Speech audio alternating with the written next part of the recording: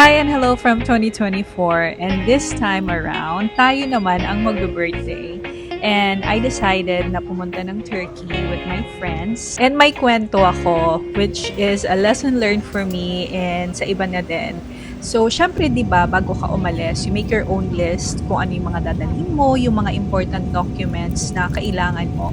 And at that time, nagpa-process din ako ng visa sa ibang countries. And hindi ko alam na naiwan ko pala yung green card ko doon sa printer ko. And all along, akala ko nasa wallet ko lang siya. Yung flight namin papuntang Turkey is around 11 p.m. So galing ako ng shift noon, and since yung flight will take around 9 hours, ang inisip ko noon, inom na ako ng pampatulog para ready na tayo sa flight. So, nakatulog na nga while waiting for the plane. Na-enjoy na rin yung food sa airplane. Not knowing na pagdating sa Turkey, pa-connecting flight na to Cappadocia, wala yung pinaka-importanting card sa wallet ko. Yung mga kaibigan ko, nakalampas na sa immigration. And ako, sadly, I have to go back to the US. Parang return to sender lang. And yung stress level ko talaga dito, sobrang taas. So, pagdating ko sa US, sabi ng immigration officer, "Oh, what happened? Why did you come back so early? What happened, Bella?" Why you crying? Sorry. Ang sabi niya, wala kang visa nung pumunta ka ng Turkey? Sabi ko, no, I actually have a visa, but I forgot my green card. Tinanong ko yung immigration officer if kung babalik ako ng Turkey, magkakaroon ba ako ng problema kasi baka mamaya pabalikin ulit nila ako ng US. And sabi niya, I don't think you will have a problem as long as you have the right documents. So, ang lola, nag-rebook ulit ng ticket pabalik ng Turkey. And kumuha ulit ako ng e-visa just to be sure. And at that same day, we fly back to Turkey, 'di ba? Wow na wow. And upon my arrival, sinundo ako ng mga kaibigan ko sa airport sa Cappadocia, and sinalubong tayo ng malakas na snow at that time. Pagkadating sa hotel, tumigil na naman yung snow, and lumabas lang kami for dinner, and then nagbook na rin kami ng tour for the following day. And since wala naman kaming activity that day, nag-ikot lang kami dun sa may downtown ng Gorem, tapos nag-check na rin kami ng ibang coffee shops, and nag-check din kami kung may mga hot air balloon rides para makapagpabook na din kami. Tala. Gusto mo i-try? Try natin. Good morning, Cappadocia!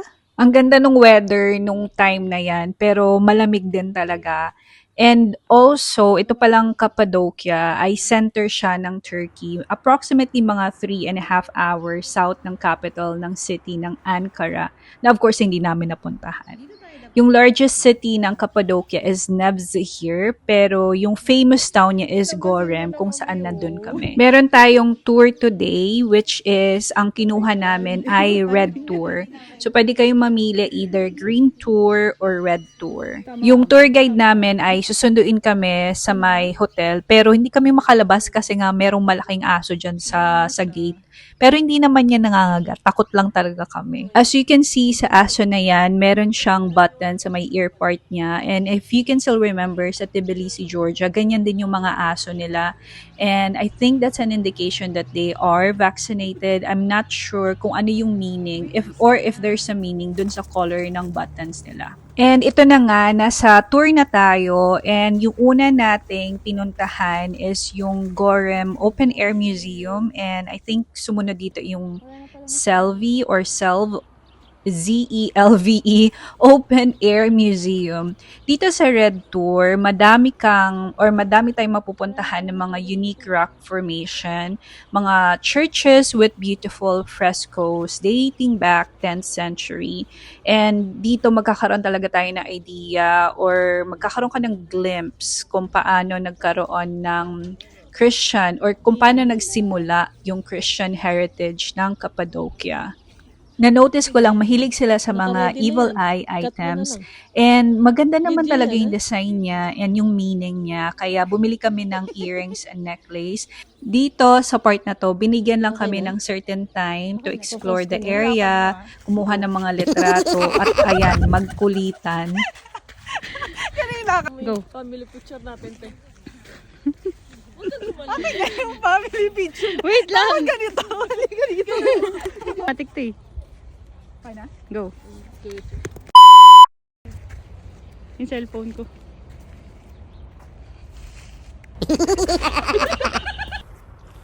Kumuha lang kami ng mga pang-post na photos and videos pero hindi na kami masyadong nakaakyat or nakapag-explore doon sa area kasi nga limited lang yung time. Itong part na to ata ay yung Uchisar Castle, which is yung highest point sa Cappadocia. And ayan, nakakuha lang kami ng mga videos dyan. Tapos after namin magkulitan, bumalik na ulit kami sa sasakyan kasi sobrang lamig talaga nung time na yan.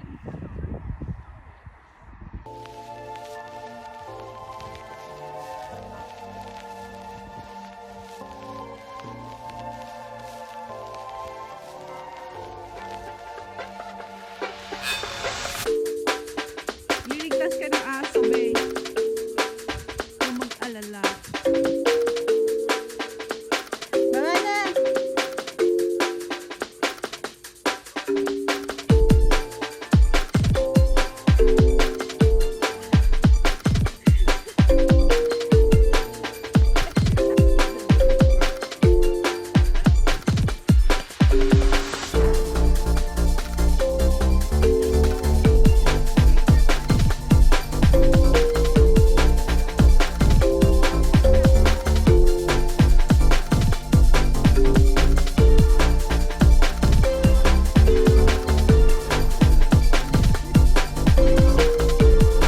Okay, pwede ka na bumaba.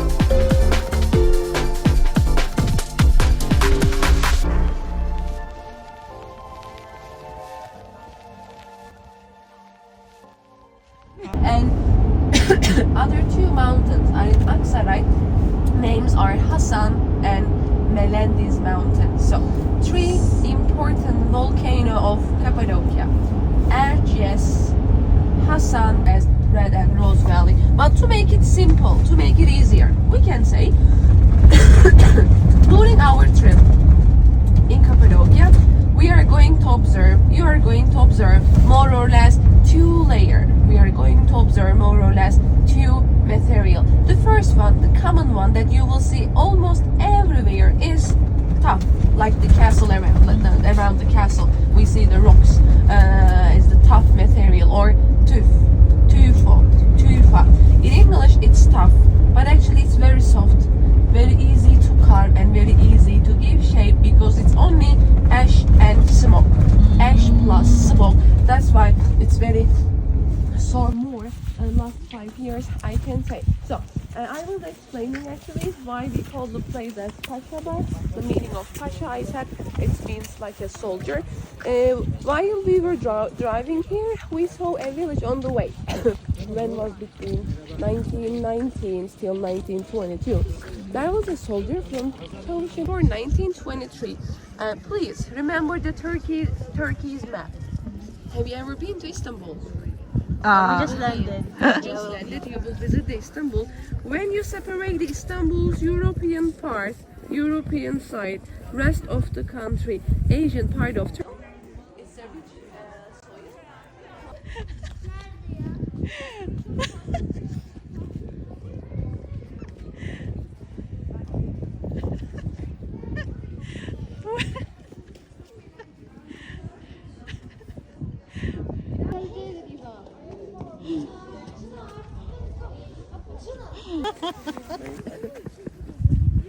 But the calf will fall off.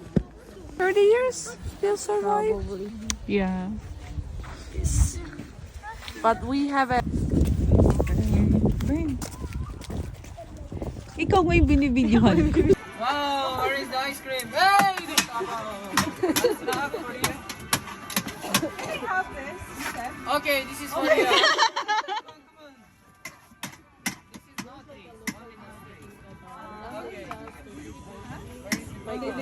same way. Yeah. Thank you. Bye bye. Where is the ice cream? Yes, good. Die stop now. I study tourism guiding. Thank you. Yeah, it's a very Bye great bye. Yeah, tourism guiding. For you, lady. Gusto ko yung background ko, guys. in the churches. So the reason people painted the churches, it was not for decoration. It was not because to make it beautiful or fancy or nice. The reason people made paintings in it's a different way how we live Islam, how we live collapse. He did many revolutions that I can explain on the way. After 1920s, Zelve village was only belong to Muslim Turks. That in Philippines, I'm Germany.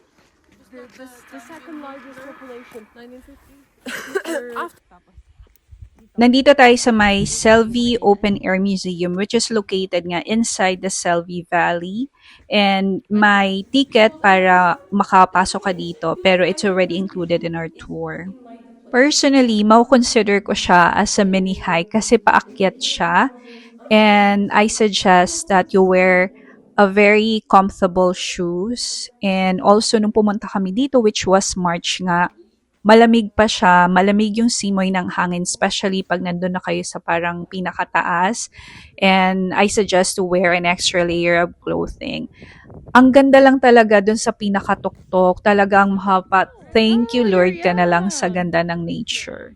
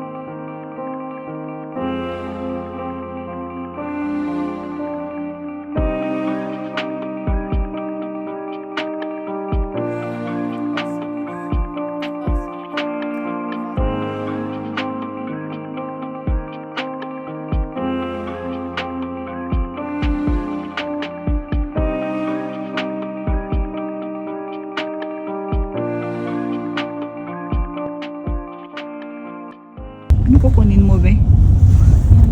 Onu karıştırmam. Sige, kunin mo na sa bag ko lang. He.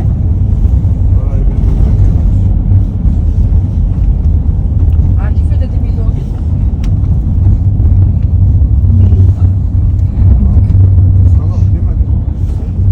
Wala kang makitang kahit anong dagat dito, no? Sa Istanbul, marami namang dagat.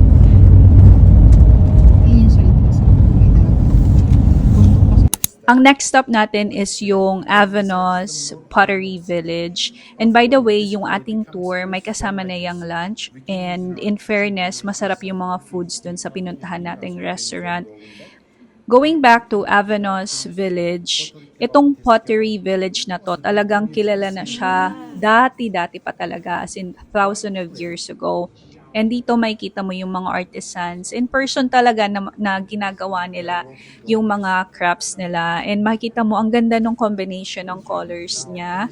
And although may pagka-pricey lang yung mga items dito, pero kasi yun nga, makita mo naman na talagang binigyan nila ng panahon and yung effort talaga nila is nandoon. And dito nag-try din kami na gumawa nung parang pots nila. Nakakatawa talaga experience ko dito. And itong si kuya na gumagawa ng mga pots, grabe, more than 30 years na experience niya, 'di ba? And sa New York, merong mga parang pottery, yung mga nagtuturo ng mga paggawa ng pots. Ano ba tawag? Yung parang clay making something. And I really wanted to try, pero medyo ang hirap makakuha ng schedule. So, ito na nga, dito natin na-try. First time natin matry na gumawa ng pots and humawak ng clay. Kasi before, yung mga nahawakan mo lang na clay, yung parang mga pang grade school eh. But this time around, iba yung feeling niya sa kamay. To be honest, ang hirap mag-multitask dito kasi hindi mo alam kung ano yung unahin mo, yung pag-carve ba ng clay or yung pag-continuous nung galaw nung paa mo dun sa potter's wheel. Kasi ang hirap pag nag-stop yan. Parang ang hirap niya ulit i-maneuver. And as you can see, hindi ko talaga alam kung ano yung ginagawa ko dito. Basta sayang-saya lang ako sa pagka-carve ng clay. Kaya don't judge me with all my movements there. What are you gonna make?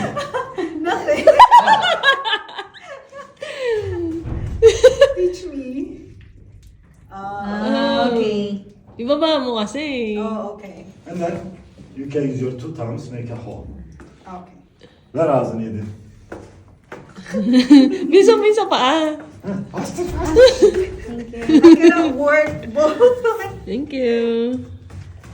Arkadaşlarım şöyle bırak. Yung gitna, ilubog mo. Ah, Mas mag-form ka. okay. Yes. Bisa mo yung sa paa. Ayoko. Ano ka ba? Paano ka magiging patari?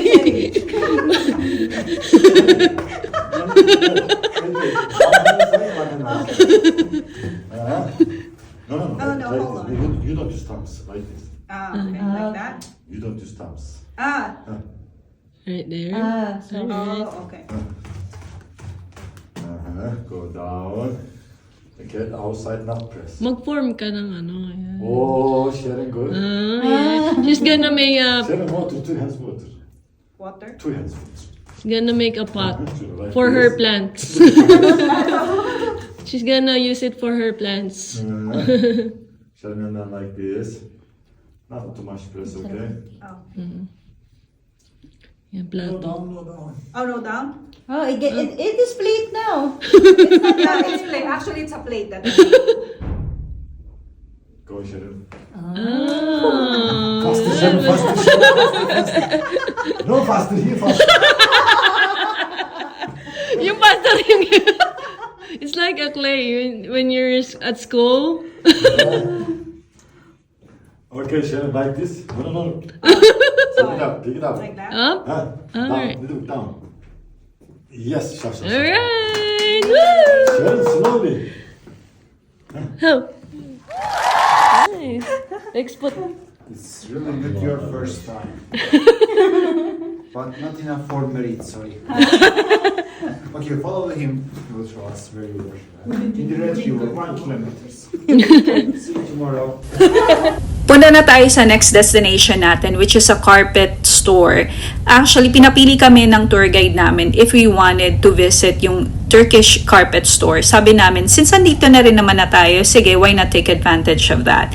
Pero hindi namin alam na dun talaga kami mabubudol. Kasi, yung unang part ng tour, syempre papakita niya yung mga gumagawa ng carpet, tapos habang tumatagal naglatag na siya ng iba't ibang sizes ng carpet, tapos medyo nagiging pushy na siya sa mga pagbebenta ng carpet. So parang kami, ano ba, bibili ba tayo o hindi? Ang hindi nakabili kami ng carpet, which is like $150 to $180 ata yun. Kasi nga natatakot na kami kay kuya na parang lumalakas na yung boses niya dahil hindi kami bumibili. Hanggang ngayon talaga hindi namin makakalimutan yung experience na yon. And grabe yung pag-iingat namin sa carpet na yon hanggang ngayon. Isa din sa part ng tour na to is yung pag-visit sa Love Valley, and isa to sa famous rock formation and sa mga photogenic spots dito sa Cappadocia. Nung pumunta kami dito, maraming mga nagpo-photo shoots for their weddings, and ang daming may dala ng mga luxury cars. I think mga for rent din yun. Meron din mga horses. Sa area na yan, may mga shops na pwede mong bilhan ng foods or mga souvenir items. Kami, tumambay lang kami dyan, tapos umuwi na din kasi nga medyo palakas na yung snow. Oh, sister, tingin ka naman dito. Okay na. Ito talaga yung exciting part, and ito rin yung reason kung bakit kami nasa Cappadocia is to ride the hot air balloon. Yung hot air balloon service ay nabook namin through our hotel. Pero bago pa mangyari to, ilang beses na cancel yung supposed to be na schedule namin. Dahil ang sabi nga ng Turkish Civil Aviation Authority, yung weather conditions, they are not suitable to take flight during those days na na-cancel. Syempre nga naman, mas pipiliin mo na yung safety kaysa naman sa, sige nga, makapag-picture-picture ka nga dyan o makalipad ka dyan sa hot air balloon tapos sobrang kabado ka naman kasi nga baka mamaya magkaroon ng mga accidents, diba? Ayaw natin yon. We are always on the safe side. Early yung call time namin dyan kasi pipikapin pa kami sa place namin, sa hotel. And then, meron pa silang mga paperworks na gagawin. And then, pupunta na kami doon sa place kung saan hiniheld yung mga hot air balloon rides. And then, pagdating doon, syempre, i-combine kayo sa iba pang mga tourist and sasakay kayo dun sa parang basket. Yung parang basket ng balloon. And sobrang lamig lang nung time na yan kasi nga, syempre nga naman, winter pa. So, kahit naka-layered na kami ng mga heat tech and all, grabe pa rin talaga yung lamig sa taas. Pero ito talaga yung isa sa mga memorable birthdays ko kasi during that day na pinayagan kaming lumipad, yan din yung day ng birthday ko. And I just wanna say that I am so grateful sa lahat ng mga blessings na nare-receive ko. Alam mo yung feeling na hindi mo ini-expect na may experience mo to, na yung mga lugar na dinidream mo lang before is napupuntahan mo or mapupuntahan mo. Kaya sobrang thank you po, Lord God, for allowing me and my friends to experience this. Kahit na nabudol tayo ng carpet, kahit na nakalimutan ko yung green card ko, ang sabi nga nila, there's always a rainbow after the storm.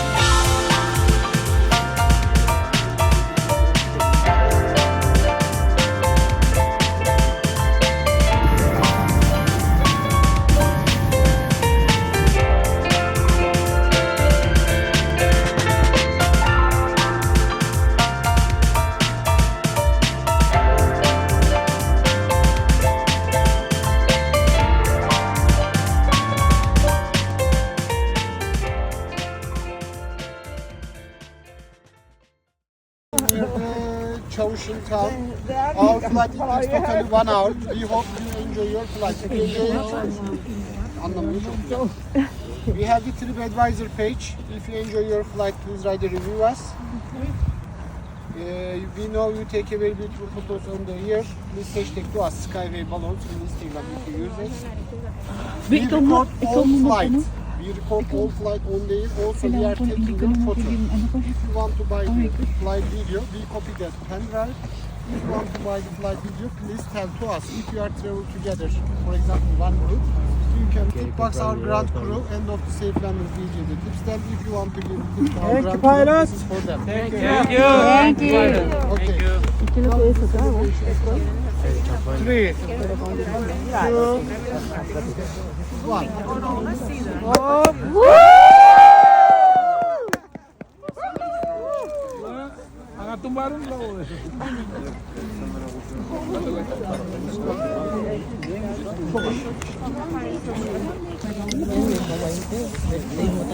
Birthday talaga eh.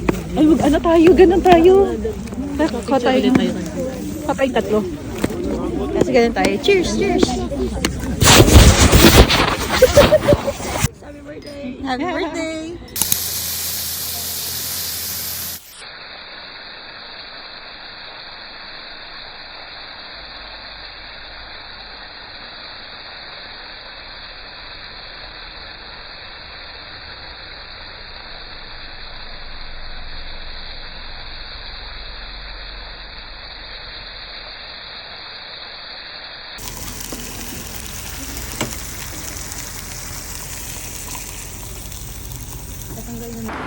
Dahil nga maaga tayong natapos dun sa hot air balloon natin, umuwi muna tayo sa hotel and then nagpahinga lang kami kasi nga ang aga din ng call time namin and natulog kami. Then after nun, nung pinakahapon, lumabas kami para lang maglakad-lakad around the area, tsaka dun sa May Gorem, downtown din. And nagpunta kami dyan sa may parang valley din siya na muntik pa kaming habulin ng mga aso din.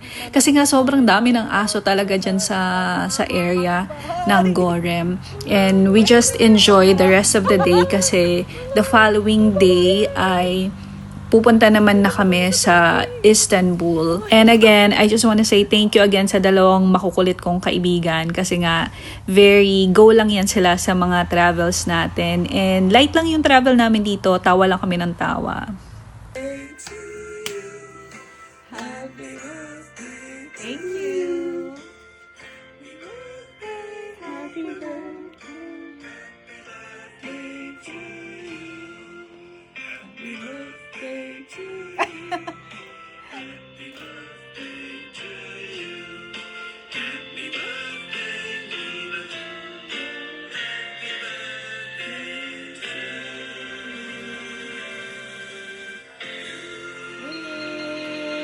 Yay, wish! Happy birthday! Happy birthday! Ayun na. Ano? Essence. What can you miss?